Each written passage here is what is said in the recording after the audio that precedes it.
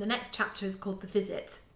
Humphrey blundered down the stairs with Pickering right behind him and wrenched the front door open.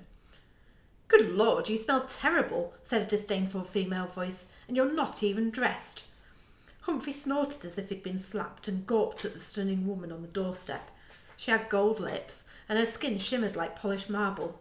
Her black bobbed hair framed a large pair of sunglasses that wrapped around her face like a visor. He wondered if she was a movie star.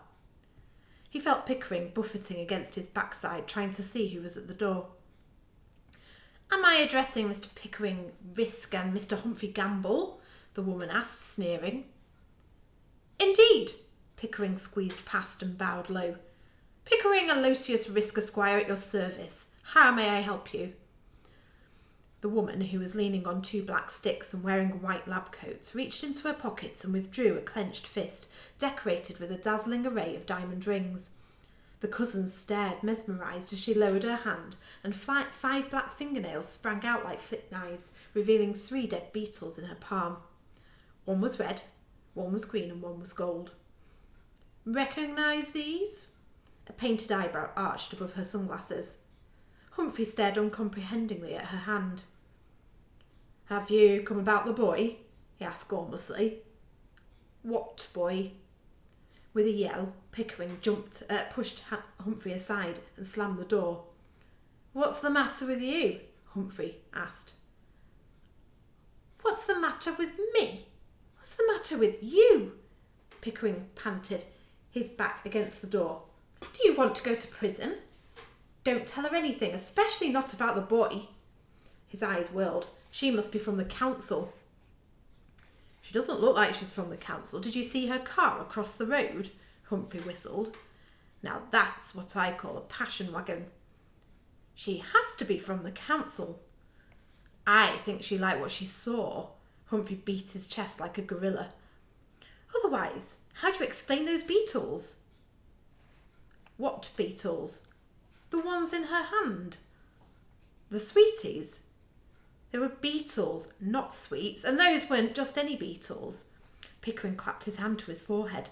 "They're the same 3 beetles I pulled from my hair and posted to the council 3 weeks ago to show them how squalid you are. Red, green and gold." "We could open the door and find out," Humphrey suggested, sniffing his armpits and checking his breath. "No," Humphrey shook his head vehemently. "We have to get rid of her." "I can hear you." The woman's voice stabbed through the door like a knife. Pickering yelped and leapt forwards. Humphrey made a decision. It wasn't every day a pretty lady knocked on his door, and he wanted to keep talking to her, so he lifted Pickering out of the way and opened the door.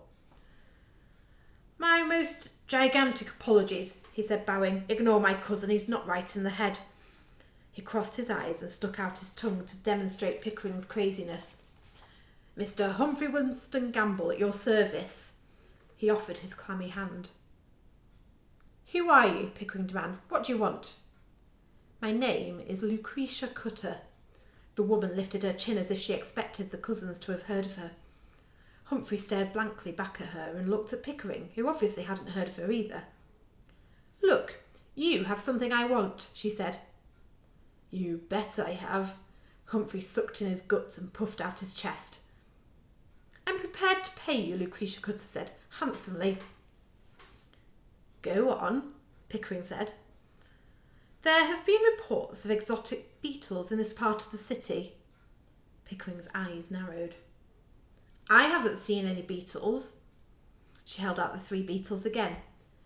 "Really? Because I believe you sent these to the Health and Safety Department of the council." "There are no beetles here," Pickering insisted. "Mr. Risk, I am not from the council. I'm a coleopterist." "What have feet got to do with anything?" Humphrey asked. "Not a chiropodist, a coleopterist," she hissed. "A collector and studier of beetles. I've been tracking a group of rare arthropods that escaped from my laboratory several years ago." She held up the lifeless bodies again. "These beetles have DNA that matches the missing ones. I believe I finally found their habitat, and it's here." She leant forward hungrily. "Isn't it?" Humphrey nodded, grinning. "Do you want to see my bedroom?" Pickering pulled him backwards into the hallway. nodding like a fool," he hissed. "This could be a trap." "Mr. Risk, please. This is not a trap. It's a simple business transaction." She held out a glossy black rectangle. "Here's my card." Humphrey and Pickering both lurched for it, but Humphrey grabbed it first, and Pickering had to stop himself from knocking into Lucretia Cutter by grabbing the door frame. The tip of his nose halted a millimetre from a sparkling black brooch pinned to the lapel of her lab coat and tethered by a fine platinum chain. "It's alive!" Pickering squealed as the brooch slowly travelled across Lucretia Cutter's coat. "It's a stag beetle encrusted with black diamonds. Black diamonds are rare, but stags are even rarer now." Lucretia Cutter ran a finger over the glistening black stones, and the beetle stopped moving. "It's my take on a maquette, and it's priceless." What? Maquette? Bejeweled beetles, a living brooch from Mexico. Isn't it stunning? "Oh, it's, lovely." Pickering wrinkled his nose. "It's a pity the exotic beetles aren't on your premises." She cocked her head and curled her gilded top lip. "Because I pay by the insect." "You want to buy them?" Pickering asked, stunned. "Yes." "All of them?" Humphrey couldn't believe what he was hearing. "Yes, all of them." "But there's thousands," Humphrey marvelled. "Are there? How interesting." Lucretia Cutter tipped her head back, exposing her perfect neck. "They must have bred." She sighed and then swooped close to Humphrey. "Are they exhibiting any unusual behaviour?" He stuttered. She thrust her sticks through the doorframe and swung herself forwards. "Why don't you show me?" "No," Pickering shrieked, barring her path. "There's nothing for you to see here." The image of a boy tied to a chair and covered in cranberry sauce flashed into Humphrey's head, and he joined Pickering to block the hallway. Lucretia Cutter reared up threateningly, suddenly seeming impossibly tall. "Let me in!" "I'm sorry, you have to leave now. Bye-bye," Pickering shouted in a voice filled with terror. "Thank you for your visit." "Suit yourself," Lucretia Cutter said angrily, backing back out of the doorway. "You have my card. I'll give you a week to think about it." As she turned back to the car, two men dressed in black got out. One crossed the road to provide an escort for Lucretia Cutter. The other held the car door open. Pickering stared at them. "They look like the two men I chased out of your room last week." Darkus scrambled back through the forest of furniture as fast as he could. Baxter clung on tightly to his shoulder as he threw himself over the wall and pelted up the stairs to Uncle Max's living room, falling to his knees in front of the window. The car was still there. Darkus lifted the latch and slid the window open. He heard a subdued pop. The chauffeur he'd seen earlier at the museum was opening a rear car door. A doll-like girl stepped out, wearing a sleeveless black dress with a stiffened hood that framed silver curls piled high on her head. The dress was pulled tightly in at the waist, the skirt exploding out like a parachute, hanging just above her knees. She was wearing white leather gloves, belt and ballet pumps, and a white triangular handbag swung from her elbow as she crossed the road to the newsagent's. As she walked, she held her left arm up like a teapot spout and swung her hips from side to side. Forgetting the window was wide open, Darkus snorted with laughter and the girl looked up. He froze.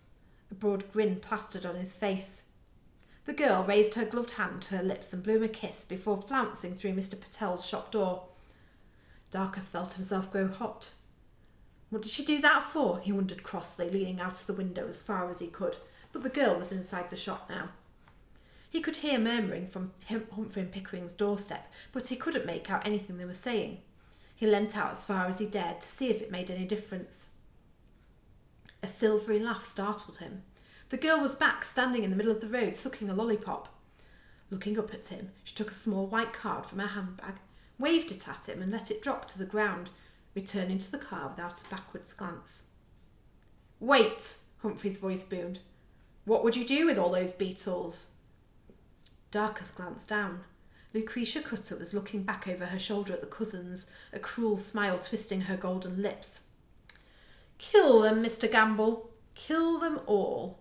And once they're dead, I'll stick pins in the special ones and add them to my personal collection. Leaning forward over her canes, she swung away, ignoring the hand of her bodyguard. Her elbows stuck up at right angles like the legs of a praying mantis, her black skirt snaking behind her like the body of a centipede.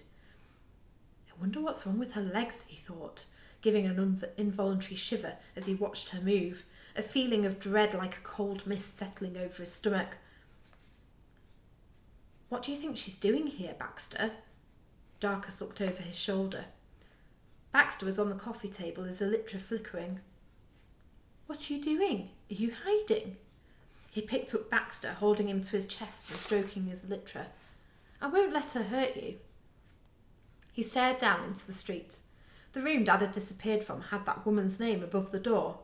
Uncle Max had called her a villain, and now she was here for the beetles. Well, she couldn't have them. Darkus vowed silently that he would stop her, and the man living next door, from hurting the amazing insects. He was certain that's what Dad would do. Tomorrow at school he'd tell Virginia and Bertolt about the museum and the beetles and ask them to help him. The engine roared and Darkus watched as Lucretia Cutter's vehicle crawled down the street like a mechanical scarab.